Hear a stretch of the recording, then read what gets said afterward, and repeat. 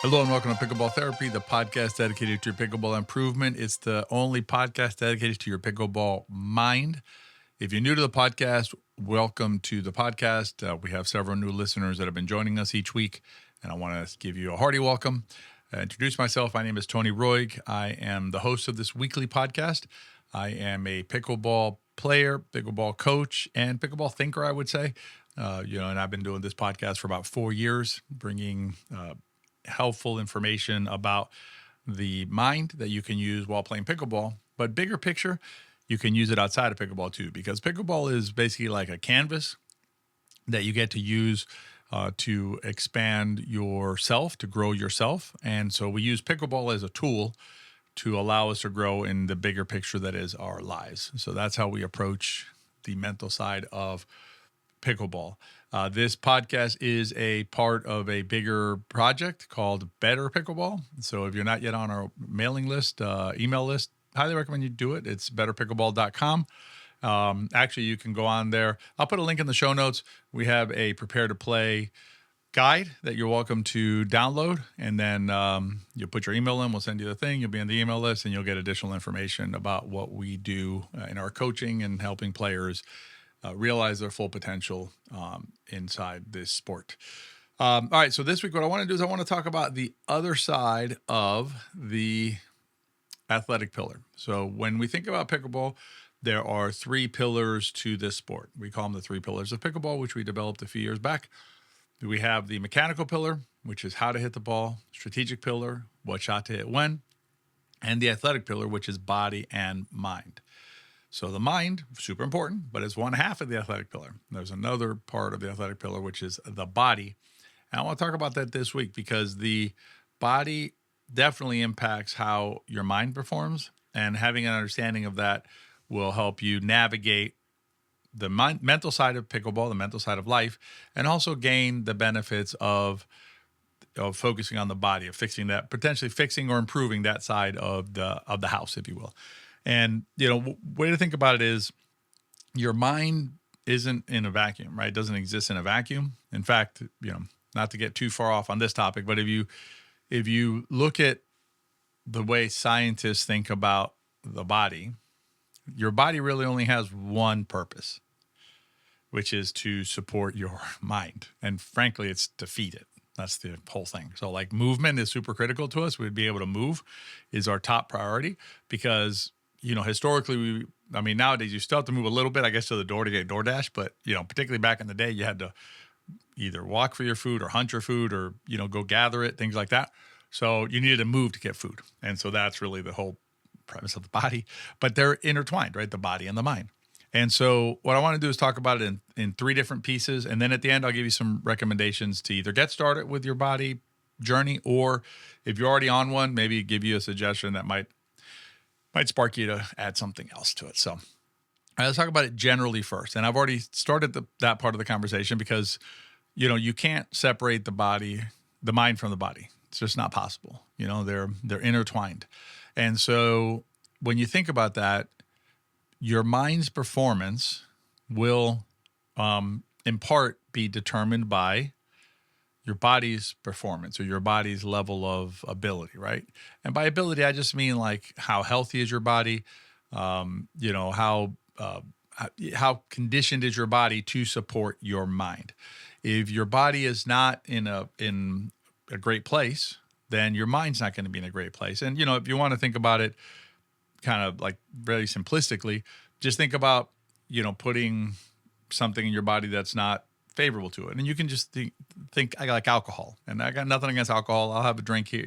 I don't mind a little sip of bourbon and things like that. Right. But if you continue to add that to your body, right, you overwhelm your body, then all of a sudden your mind can't function as well. But that's because of your body, right? Stuff you put into your body. And it works the other way as well. The better your body is in terms of, vitamins and things like that, then everything's going to be tuned up and your mind's going to be better able to do the things that it needs to do. And I've been on, personally, I've been on a journey of, I'm focusing on a couple of things. I've been focusing on strength, and I've been focusing on mobility, flexibility, right? So one thing that I'm almost able to do is a full squat down to the, on your heels on the floor, squat all the way down. I'm not quite there yet, but I've gone from, I would say, about 2.5 inch, 3 inch heel lift to like maybe a half inch, 3/4 inch heel lift, which means that there's much more flexibility in my hips and in my, in all that area, right? In all that critical area. And, when you think about it, when you were everybody who's listening to this, when you were a baby, you could do it, right? When you were a child, you could probably do it, right? And then little by little, we start losing that flexibility, that mobility. And so that's one thing. And the other thing is strength.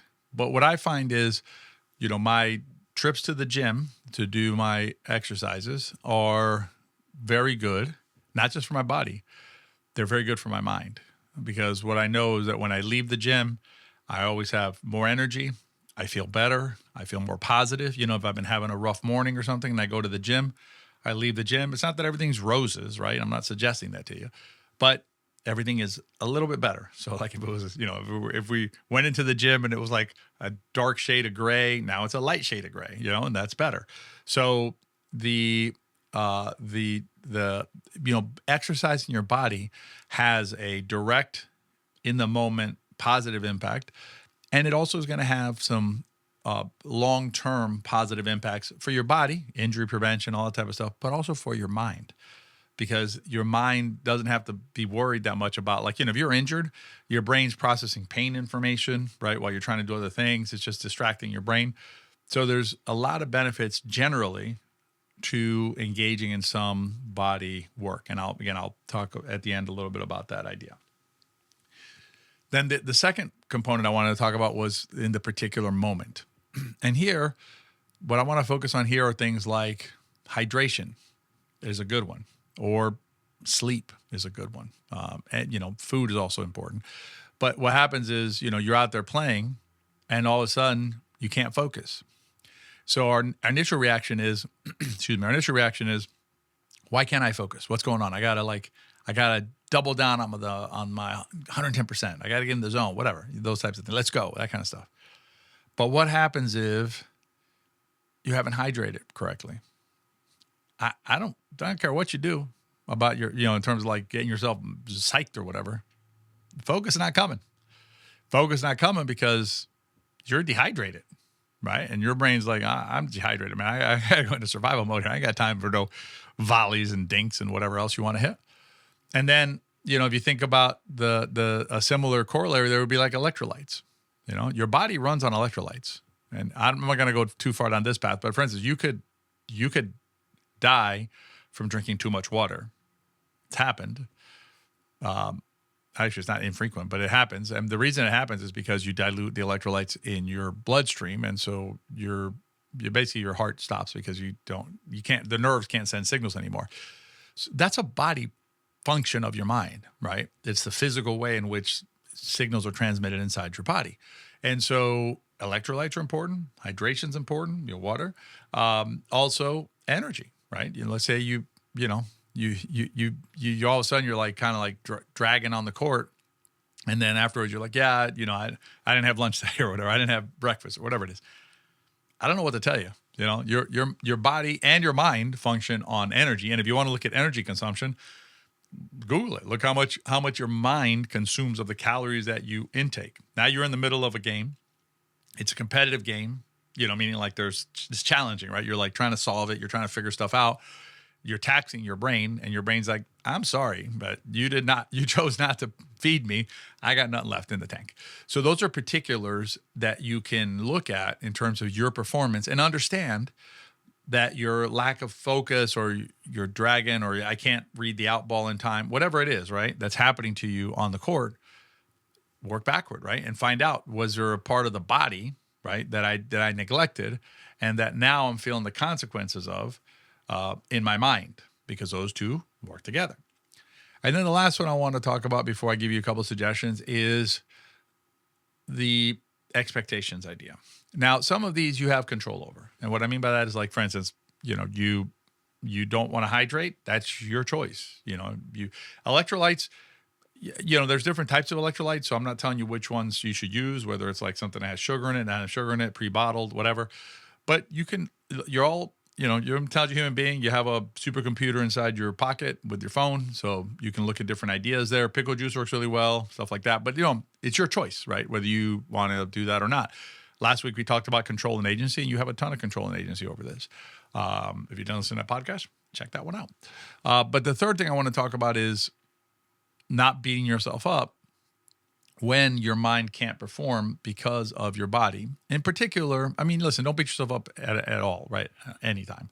But, let's say like you're not performing well and you think about it, you're like, you know what? Because this happens to me, right? When we do camps, I get into it. I'm coaching, I'm doing my thing, and I look at my water bottle and it's like still, like 7/8 full. And we've been on the court for 4 hours in the sun, right? And so I'm dehydrated, and I can see it in my, your eyes get whatever, the bottom of your eyes and all that stuff. And so I know what the effects are, right? Of not hydrating, right? And so, you want to make sure that you're hydrating. And so when you hydrate, I mean, hydrating is something you have a choice, right? So, but if you don't hydrate and you have a lack of focus, don't beat yourself up.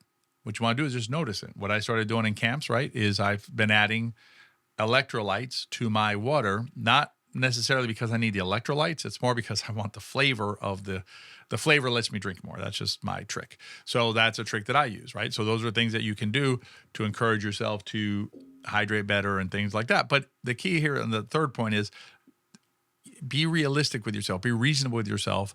When you have a drop in focus, if it's because you didn't hydrate, just make a note of it, right? And then next time, try and hydrate better. But there are going to be times that you're going to have difficulties with your, seeing the ball, reacting in time, making the right decisions. And it can be something like, I didn't sleep well last night, right? It's not that I didn't sleep because I chose to, I just couldn't sleep well, right? I didn't have control over that. Okay, then that's who you are today, and that's okay. I had food poisoning or something, whatever. I'm like, I'm coming back from the flu or whatever it is, right? Don't expect your mind to be at 100% when you have your body not at 100%, right? So expectations are really important. Don't beat yourself up and try and find the right cause of it. If it's something you had control over, don't beat yourself up, note it, fix it next time. If it's something you don't have control over, then okay, I'm doing the best I can under the circumstances and everything is copacetic. All right, here's a couple of ideas here for you if you haven't started any kind of workout thing. Before you do anything, if you're not sure, check with your medical provider, right? Just, don't hurt yourself doing these things. But I would always recommend starting out very light with this process. Don't, like for instance, I've been telling you, I go to the gym almost every day. I try and find some time. Sometimes I just go for 20 minutes. I only have 20 minutes that day. I'll do the 20 minutes. I'm doing my 20 minutes if I can. Sometimes I'll be in there for 45 minutes. Sometimes I get in for 20 and I end up with 40, right? Whatever. So, but don't let perfection be the enemy here where like, if I can't do 3 hours, I can't assign 3 hours to my workout today. I'm not going to do it. Okay. Why not do 5 minutes if that's all you have? So some things you can do is working on the body, on your strength of your body is super simple. Again, check yourself before you do these things. Make sure you're comfortable doing them. Something as simple as just getting in and out of a chair 10 times, slowly and in control, right? Stand up, sit down, stand up, sit down 10 times under control. You're going to feel it probably in your legs if you haven't worked out in a while. Another one that is a full body workout, believe it or not, is you just lay down on the floor completely, right, on your back. And then slowly you stand up, slowly under control. And then you get back down again. And then you get back up and do that 10 times. And you might be out of breath. That happens too. So, the strengthening, you can do all sorts of things. Recommend starting, I think legs are a really good place to start. They're a huge muscle group. They do a lot of work for you. And you get a lot of benefit from that. The other thing you can do is like, if you want to do cardio, for instance, if you want to work on your cardio, walking, folks, amazing. Low impact on the body. It's what your body's designed to do. It's what we started this whole conversation with, right? Movement to find food, walking. So walking, super good for you. And then the other things you can do is you can do some light stretching, just little by little. You don't do anything crazy, There's a ton of stuff on YouTube. I'm not going to, belabor this point because there's a million videos out there on YouTube that'll explain them to you and help you out with them. But you can do some stretching of your legs, of your hips, of your shoulders. Particularly if you have an area that's particularly troubling you, look at it, right? And see if stretching will help it, maybe some strengthening will help it. I will tell you this, and this is not medical advice because I'm not a doctor, but I will tell you that my personal experience and anecdotally from others who I know, plus I think you can make a common sense correlation here, is that when I've experienced either shoulder or arm issues, like elbow, forearm, shoulder issues, within what I can do, some strength training has helped me, because what it's done is allowed my body to then rebuild that area and to make it a little bit stronger, a little more resilient, a little less likely to feel the pain and get injured again. So those are some areas you can start in. If you're already doing some of them, maybe add something else. So let's say you already walk every day. Kudos. That's awesome. Keep doing it. And maybe add a little bit of strength training at the end of it, once your body's warmed up. If you're already doing a little bit of strength training, maybe add a little bit of cardio in there, right? Or add some flexibility and mobility. There's all sorts of programs you can use out there. If you're not sure what to do and you want to get started, Tai Chi is actually really good too. Tai Chi is amazing. Qigong's amazing. Our friend Lee Holden has a whole program on Qigong that's available. So it's really good stuff. But if you're not really sure what to do, you want to get started. If you go to the Into Pickle YouTube channel, there's a playlist called Tone. I'll put a link in the show notes, but it's like Tony's favorite workouts or something like that. And there's just some stuff, and there's some hip opener stuff. There's some mobility stuff. There's Tai Chi's in there. I'll see if I can find something from Lee, and I'll put it in there. Anyway, so that'll get you down the road. But definitely remember that your body is a part of your mind. It's not separate from your mind. And so if you want to improve your mind, don't sleep. Or do sleep on your body, actually. Sleep a lot, but don't sleep on the body in terms of a concept. All right, that's this week's podcast. I hope you enjoyed it. If you have a minute to rate and review it, really appreciate it. And as always, consider sharing it with your friends. If you are benefited from this podcast, my guess is they might too. Hope you have a great week, and I'll see you in the next episode of Pickleball Therapy. Be well.